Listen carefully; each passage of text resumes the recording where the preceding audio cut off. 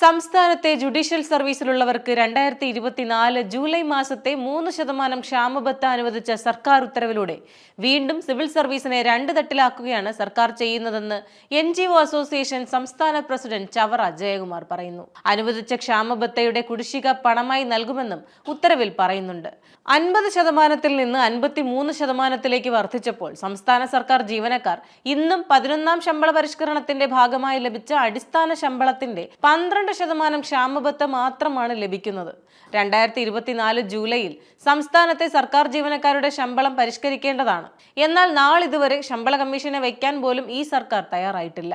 2022 ജനുവരി മുതലുള്ള 6 ഗഡുക്കളിലായി 19% ക്ഷാമബത്ത കുടിശ്ശികയാണ്. ഏറ്റവും കുറഞ്ഞ അടിസ്ഥാന ശമ്പളം വാങ്ങുന്ന ക്ലാസ് 4 ജീവനക്കാർക്ക് പ്രതിമാസം 4370 രൂപയാണ് ഈ ഇനത്തിൽ മാത്രം നഷ്ടം.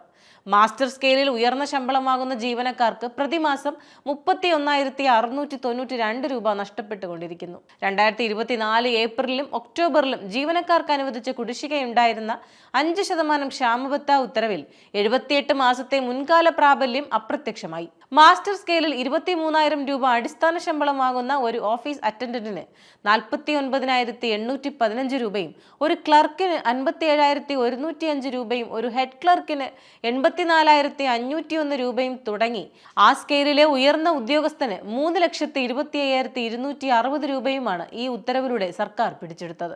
5 വർഷമായി ലീവ് സറണ്ടർ തടഞ്ഞു വച്ചിരിക്കുകയുമാണ്. ആ ഇനത്തിൽ 1.5 ലക്ഷം രൂപ ഒരു ക്ലർക്കിന് നഷ്ടപ്പെടുന്നു. 2019 ശമ്പള പരിഷ്കരണത്തിന്റെ കുടിശ്ശിക തടഞ്ഞുവച്ചതിലൂടെ ആ ഇനത്തിലും 1.5 മുതൽ 2 ലക്ഷം രൂപ വരെ നഷ്ടപ്പെട്ടു. ചുരുക്കത്തിൽ ഒരു LD ക്ലർക്കിന് മാത്രം പ്രതിമാസം 5,035 രൂപയും നഷ്ടപ്പെട്ട മറ്റ് ആനുകൂല്യങ്ങൾ കണക്കാക്കുമ്പോൾ 7 ലക്ഷം രൂപയും ഇതുവരെ നഷ്ടമായിരിക്കുകയാണ്. മറ്റു ഉയർന്ന തസ്തികയിലേത് കണക്കിലാക്കുമ്പോൾ ഇതിന്റെ ആഘാതം വളരെ വലുതാണെന്ന് കാണാം.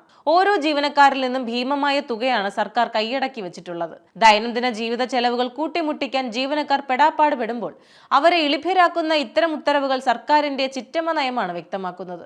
ജീവനക്കാരുടെ തടഞ്ഞുവെച്ച ആനുകൂല്യങ്ങൾ മുഴുവനും നൽകാൻ സർക്കാർ തയ്യാറാകണം. സംസ്ഥാന സിവിൽ സർവീസ് ജീവനക്കാരെയും അധ്യാപകരെയും 2ാം നിര പൗരന്മാരെ കാണുന്ന ഈ നയം അവസാനിപ്പിക്കണം. ഇത്തരം നീതി നിഷേധങ്ങൾ തുടർക്കഥയാകുമ്പോൾ അവകാശ സംരക്ഷണത്തിനായി സർക്കാർ ജീവനക്കാർ അനിശ്ചിതകാല പണിമുടക്കിന് തയ്യാറെടുക്കുകയുമാണ്.